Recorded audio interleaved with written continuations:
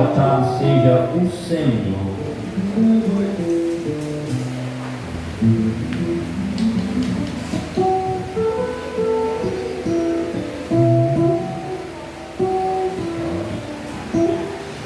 Hino de número 339. Jesus ressuscitado.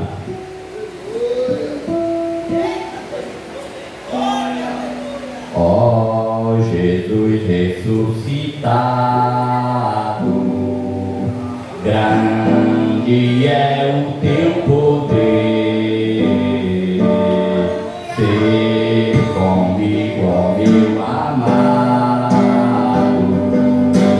dá-me a graça e o saber, pra fazer a tua vontade. Quero ter-te mais poder, dá-me a tua santidade. Quero só pra te viver, meu Senhor, tu és meu guia. Dá-me força, vida e luz.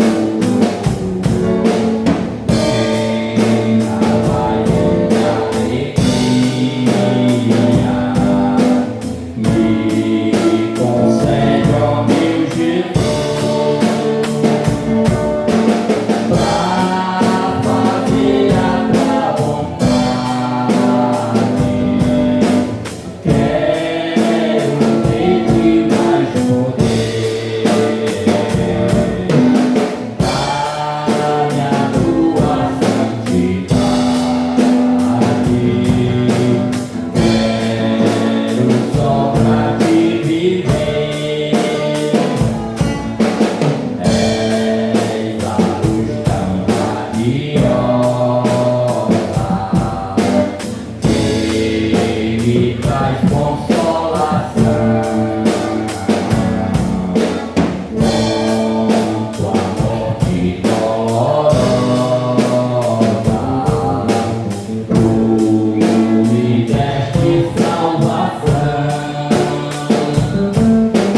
pra fazer a tua vontade. Quero ter-te mais poder, dá-me a tua santidade. Quero só pra te viver, quero, ó Deus, agradecer o teu grande e imenso amor, porque já me concedeste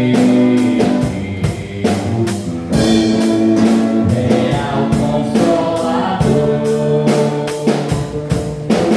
pra fazer a tua vontade. Quero ter-te mais poder, dá-me a tua santidade. Quero só pra te viver. Aleluia, glória a Deus. Hino de número 340. Um povo forte. É o povo que está aqui nesta noite, louvando, glorificando e bendizendo o nome do Senhor. Eis que surge um povo forte, revestido de poder, e não teme nem a morte quem a ele pertencer, e terá sublime sorte, pois com Cristo ao céu vai. Podes tu dizer também, sou um dos tais.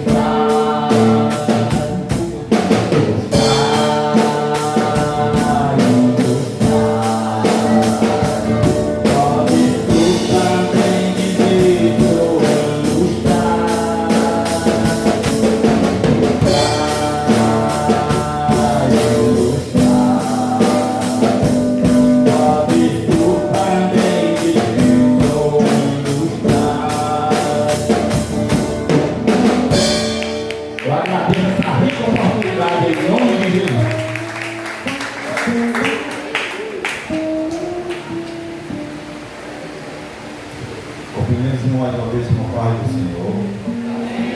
Abra o seu passaporte já para o céu.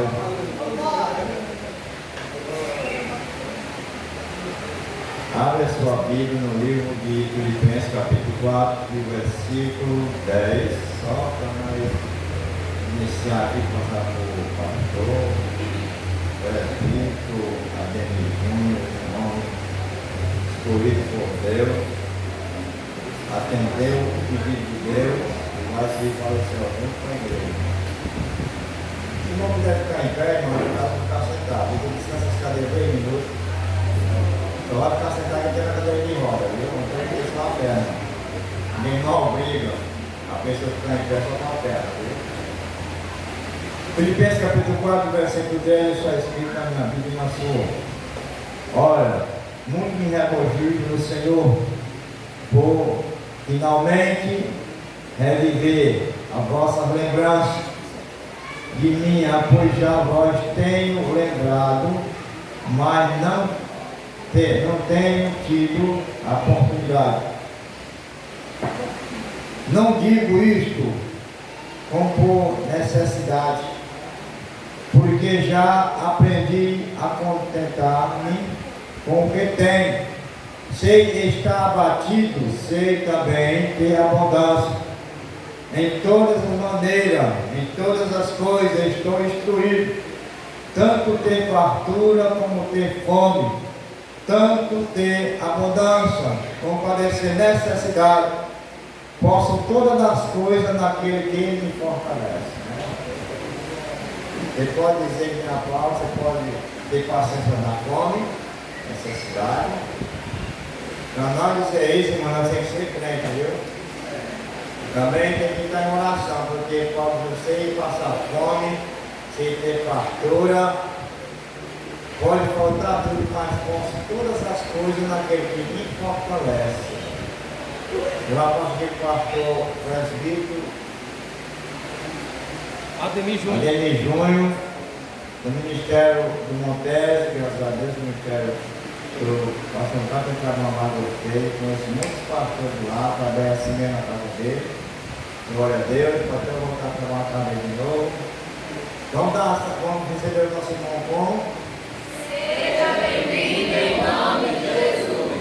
Volte sempre. Sinta-se bem na casa de Deus. Jesus te ama e nós também. Amém. Seja bem-vindo. Aqui sempre quando eu fui na igreja, eu estava falando dele, né?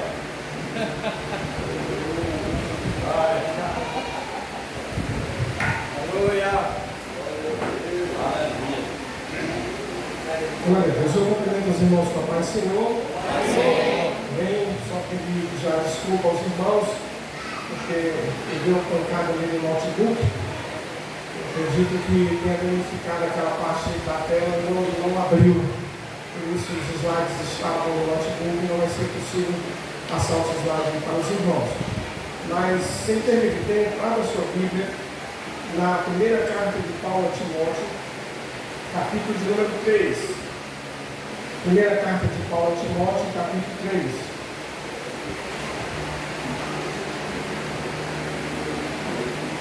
Bem, primeira carta de Paulo a Timóteo, capítulo 3. Eu vou ler os 13 primeiros versículos, que diz assim: fiel é a palavra. Se alguém deseja episcopado, excelente obra almeja.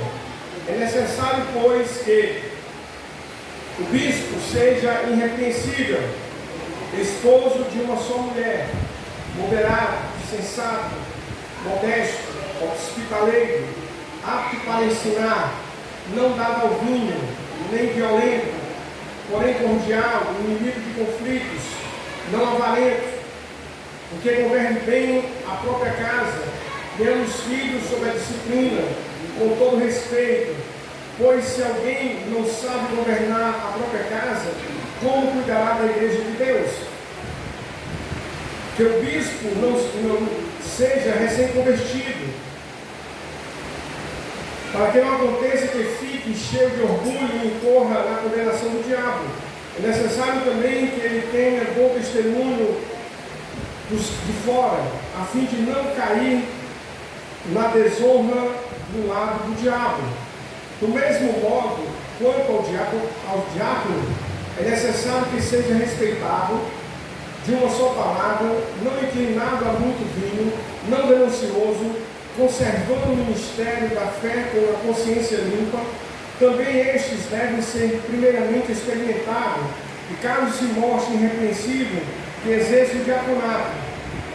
Do mesmo modo, quanto às mulheres, é necessário que elas sejam respeitáveis, não maldizentes, moderadas e fiéis em tudo. O diácono seja marido de uma só mulher e governe bem seus filhos e a própria casa, pois o que desempenharem bem o diaconato alcançarão para si uma posição de honra e muita ousadia na fé em Cristo Jesus. Amém. Glória a Deus. Podemos assentar, nossos irmãos. É uma alegria estar com os irmãos nessa segunda noite, em que o pastor Henrique propôs conversar com a igreja acerca da obra de Deus, acerca do ministério, onde nós estamos refletindo sobre o nosso chamado, aquilo que Deus tem chamado cada um de nós para uma obra específica. Nós trabalhamos na semana passada essa ideia do chamado, tá certo? E falamos que o chamado ele é irresistível, falamos que ele é pessoal, que ele é intransferível e que ele está ligado não ao local, mas está ligado sim à função. Falamos também de alguns pontos importantes da diaconia, sobre a missão, a visão e também os valores que são defendidos pelo diácono, que pelo menos deve ser defendido pelo diácono. Hoje, lendo esse texto, nós vamos falar um pouco sobre o governo da igreja. Obviamente que nós não podemos entrar aqui em todos os cargos que diz respeito ao governo da igreja, mas especificamente estaremos nos detendo no tema dos diáconos e diaconisas, tá certo? Quando a gente fala de governo da igreja, a primeira coisa que a gente vem à nossa mente é que a divisão das funções de liderança, elas precisam acontecer de forma eficiente, porque toda organização, tá certo, ela precisa ter as suas funções definidas. Quando nós não temos funções definidas, a coisa fica meio que desorganizada. Por isso que na igreja nós temos todo um escalonamento de líderes de departamentos, auxiliares, diáconos, presbíteros, evangelistas, pastores, e cada um tem a sua função específica, porque isso faz parte da estrutura e do governo da igreja, inclusive até mesmo o próprio culto. Se a liturgia do culto ela não estiver bem organizada, o culto não fica bem apresentável a Deus. Por isso que muitas vezes, amados irmãos, algumas pessoas que vão dirigir culto, elas precisam ser orientadas, mesmo tendo já esse padrão assembleiano, os hinos da harpa, da leitura, dos departamentos, mas há pessoas que às vezes tentam mudar um pouco a liturgia. Então é necessário que ela esteja conversando com o pastor acerca dessa liturgia, para que também o culto tenha essa organização. Quando a gente fala de organização da igreja, nós vamos ter como padrão o próprio Senhor Jesus Cristo, porque foi dele que partiu ali aquele momento onde ele seleciona os discípulos que futuramente seriam apóstolos, que estariam com ele, liderando toda a estrutura da igreja. Mas Jesus depois não disse que eles deveriam levantar presbíteros, que eles deveriam levantar diáconos, que eles deveriam levantar outras atividades da igreja, porque a dinâmica da igreja é que faz surgir a necessidade de trabalhadores. Tá certo? É a dinâmica da igreja que vai fazer com que trabalhadores se apresentem, ou o próprio pastor sinta tocado por Deus para colocar pessoas para desenvolver trabalhos específicos. E quando a gente fala, amados irmãos, desses trabalhos, desse ofício, para os irmãos que estão anotando, nós precisamos dizer que existem duas classes de ofícios oficiais da igreja. Existem duas classes. A primeira classe nós chamamos de ofícios ou oficiais carismáticos. E a segunda classe, falo primeiro e segundo sem nenhum demérito, somente por uma questão de didática mesmo.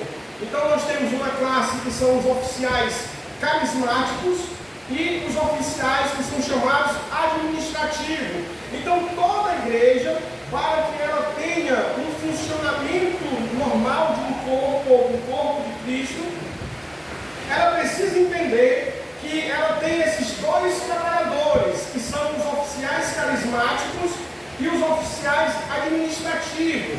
Quem são, pastor? Os oficiais carismáticos.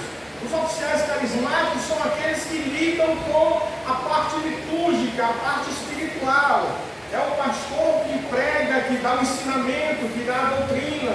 É o líder também que vai estar liderando, ensinando. É o professor da escola bíblica dominical. É aqueles que o pastor confia a vida espiritual, a liderança espiritual. O Mark Dever, no livro As 9 Marcas de uma Igreja Saudável, ele diz que confiar a liderança de uma área da igreja a uma pessoa que não tem um compromisso de ouvir Deus, de ouvir a palavra de Deus, você está atrapalhando, nas minhas palavras agora, o que eu estou interpretando, você está atrapalhando o crescimento da igreja. Então é interessante que ele diz que essa pessoa, quando não está ouvindo Deus, ela vai dificultar o crescimento espiritual do seu liderado, e aquele liderado, ao invés de crescer no nível de ter uma maior comunhão com Deus, ele vai crescer somente no nível do seu liderado. Então é importante que esse oficial carismático, ele tenha essa responsabilidade de cultivar esse chamado. Ele precisa ler a Bíblia, ele precisa ter uma vida devocional em dias. Ele não pode estar dizendo para, por exemplo, um professor de escola bíblica dentro desse oficial carismático, ele não pode, como o pastor confiou a liderança de uma classe para um determinado obreiro que vai ensinar, ele não pode chegar para uma classe e dizer, eu acho que é dessa forma, eu penso que é desse jeito. Não, aqui na igreja não existe achismo, a igreja não tem achólogos, a igreja tem homens e mulheres que têm esse compromisso e sentem esse chamado de Deus e sentem essa necessidade. Por isso que Paulo, quando ele vai falar dos oficiais carismáticos, no capítulo 12, ele diz assim, aquele que ensina, esmere-se, dedique-se ao ensino. Então é inadmissível um oficial carismático que não tenha um compromisso regular de ler a Bíblia, que não tenha um compromisso regular de estar lendo bons livros, de estar se atualizando, para que ele possa estar ensinando a palavra. Inclusive o profeta Jeremias, no capítulo 33 do seu livro, ele vai ser enfático acerca dos carismáticos, quando ele diz, os oficiais, ele diz assim, o profeta que teve um sonho, pôde um sonho, mas aquele em que a minha palavra, fale a minha palavra com verdade.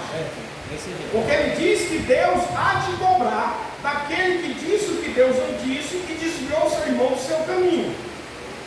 Está lá no capítulo 33, depois os irmãos leem com calma. Então os oficiais carismáticos são aqueles que estão ligados diretamente com o ensino, com a liturgia, com a adoração, com o culto, com o discipulado, com o fazer discípulo, com o ensinamento.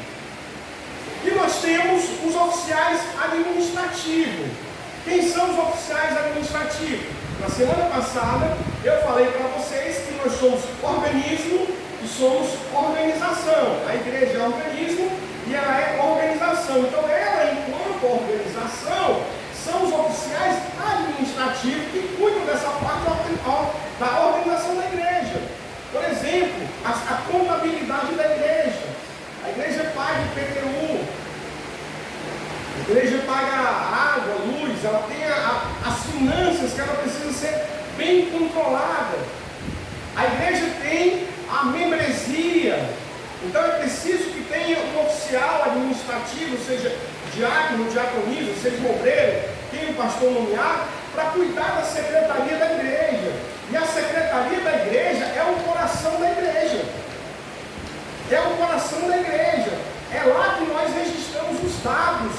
Por exemplo, quantos membros nós temos, a data em que as pessoas aceitaram Jesus. Muitas vezes a pessoa, rapaz, eu não lembro que data eu aceitei Jesus. Ele vai lá na secretaria da igreja, puxa seu livro, e aí ele sabe a data em que ele aceitou Jesus, toda a relação, todo o histórico, as atas das reuniões administrativas. Sempre que a igreja tem a ata da administração, da reunião administrativa, de pontos que são importantes, então é registrado em atas. Tá certo? É lá que tem o estatuto da igreja. A igreja tem um regimento interno.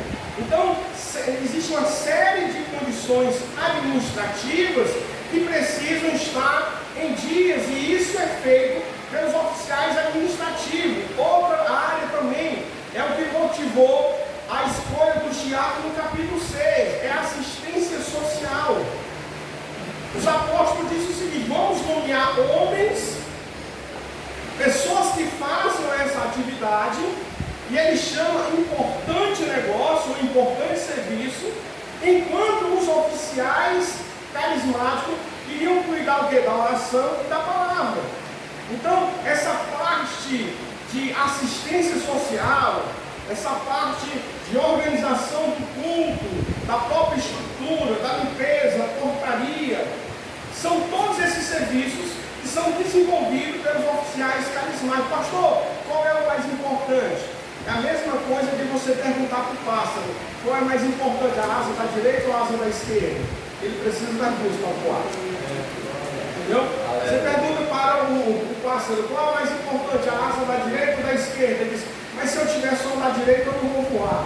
E se eu tiver só da esquerda eu também vou precisar das duas asas. Assim também é uma igreja bem organizada. Tá certo? Então ela tem tanto os trabalhadores ou os oficiais administrativos, como ela tem os oficiais carismáticos, numa escala de dependência. E nós dependemos uns dos outros para que a glória do poder de Deus se manifeste. Você percebe que a área administrativa é tão importante que o diabo, lá em Atos dos Apóstolos, ele tentou parar a igreja perseguindo. Então ele chama Pedro, João e diz: não pregue, porque se vocês pregarem, vocês vão ser presos. Aí Pedro diz: importa obedecer a Deus do que aos homens, nós vamos continuar pregando. Então não parar a igreja. Daqui a pouco ele tenta corromper a igreja com Ananias e Safira. E eles tentam trazer a corrupção para dentro da igreja. E aí Deus revela, o Espírito Santo se revela quando Pedro diz: Ananias, você não mentiu a mim, não mentiu aos homens, mas você mentiu ao Espírito Santo de Deus, e morre Ananias, e morre Safira. Então o diabo também falhou. Mas quando chega no capítulo 6, o que é que o diabo diz? Vocês estão pregando, vocês estão cantando, tem o dom, tem profecia, tem isso, mas vocês estão falhando na parte social. Vocês estão desorganizados. Então, tanto os oficiais carismáticos como os oficiais administrativos, eles são importantes para a estrutura, para o trabalho da igreja. Então, amados irmãos, como nós vamos falar hoje dos oficiais administrativos, voltemos aqui ao diácono. O termo diácono, irmãos, o termo diácono, tá certo? Significa mesmo servo, significa ministro. Obviamente, quando nós falamos de ministro, na nossa sociedade, a gente logo aquela ideia: o ministro do STF, o ministro da Justiça, o ministro de ter um ministério. Mas a ideia do ministro aqui é do servo mesmo. Servo. Inclusive, quando Paulo vai tratar desse assunto lá em Coríntios, que ele vai dizer que nós somos ministros de Deus, ele toma justamente aquela ideia do servo numa condição mesmo humilhante, mesmo no sentido de humildade mesmo. Tá certo? Então o diácono, amados irmãos, vai justamente descrever o diaconato, vai descrever o papel que nós exercemos dentro da casa de Deus, o serviço que nós exercemos dentro dentro da casa de Deus, seja o homem ou seja a mulher, seja o diácono ou seja a diaconisa. Interessante que Paulo, quando vai tratar desse ministério, lá em Romanos capítulo 12, no verso 7, ele diz que se é ministério, seja em ministrar, ele está justamente dando essa ideia dessa capacidade ou dessa capacitação que você recebeu, que eu recebi, que nós recebemos de Deus para o serviço, para a assistência. Por isso, irmã, quando você está servindo, seja varrendo a igreja, ou meu irmão, você está varrendo a igreja, ou está juntando as cadeiras, não se sinta diminuído. Não se sinta diminuído. Por quê? Porque Deus lhe deu essa capacidade de servir. E Paulo diz assim para os colossenses: você, independente de alguém esteja vendo, ou se alguém está vendo, não tem problema, faça como para o Senhor. Faça como para o Senhor. Então, seja qual for o serviço que eu vou exercer aqui dentro da casa de Deus, eu preciso ter essa consciência que eu fui capacitado, que eu fui habilitado por Deus para servir a sua obra. Não importa em que condição, seja na condição de diácono, na condição de pastor, mas cada um de nós devemos ficar na posição em que fomos chamados. Eu tenho muito medo, pastor Henrique. Vira e mexe, eu fico muito medo dessas carreiras meteóricas. Que às vezes a pessoa entra na igreja porque aprendeu a pregar ou porque sabe cantar, aí já almeja ser pastor. Calma, meu irmão. É no tempo de Deus. Você vai subindo degrau a degrau, e em cada um desses degraus que você vai alçando na casa de Deus, é um aprendizado para a sua vida. Eu louvo a Deus porque eu passei por todas as funções. Eu fui auxiliar, fui diácono, fui presbítero, fui evangelista e hoje eu estou pastor. E é muito bom porque em cada uma dessas fases você vai aprendendo. Obviamente eu não estou dizendo que não existe exceção, existe. Eu estou dizendo é que há pessoas que já miram logo no último cargo, calma. Em cada uma das áreas que você está passando, há um aprendizado, há um momento de Deus para a sua vida. Então, o diaconato é esse primeiro estágio e funciona como estágio. Vocês viram no texto que eu li que Paulo diz: aqueles que servirem bem como diácono irão ser promovidos a outros cargos. Você vê, por exemplo, o caso de Filipe. Ele está relacionado entre os 7 como um dos diáconos escolhidos, mas quando você chega em Atos 21, Lucas chama ele de evangelista. Lucas chamou, ou seja, ele já tinha sido promovido. Estevão também do mesmo jeito, ele era diácono, mas daqui a pouco ele está pregando a palavra de Deus. É assim que acontece. E eu queria tratar de um assunto muito importante para nós hoje, que é também o caso das diaconisas. Eu não estou sem os slides aqui para mostrar para os irmãos, mas os irmãos vão ver, não se preocupem. Quando se fala de diaconisa, tá certo? É um assunto muito difícil para algumas igrejas. Na minha igreja não, porque nós temos diaconisas na minha igreja. Mas em muitas denominações, há pessoas que se assustam sobre essa possibilidade do serviço. Mas nós sabemos que na casa de Deus, o serviço feminino é imprescindível. E deixa eu dizer uma coisa para vocês aqui, se vocês não sabem. Se sabem, os que já sabem, amém, os que não sabiam vão ficar sabendo aqui agora. A Igreja Evangélica Assembleia de Deus, no Ceará, em 1914, ela nasceu por conta de uma mulher chamada Maria de Nazaré. Ela, juntamente com a Celina Albuquerque, lá no Belém do Pará, em 1911, foram alcançados pelo Evangelho, foram batizados no Espírito Santo. E a irmã Maria de Nazaré disse: meus familiares que estão lá no Ceará, na antiga Santo Antônio de Uruburetama, que hoje é Itapajé, ela veio para cá. Pregou para os seus familiares, eles se converteram.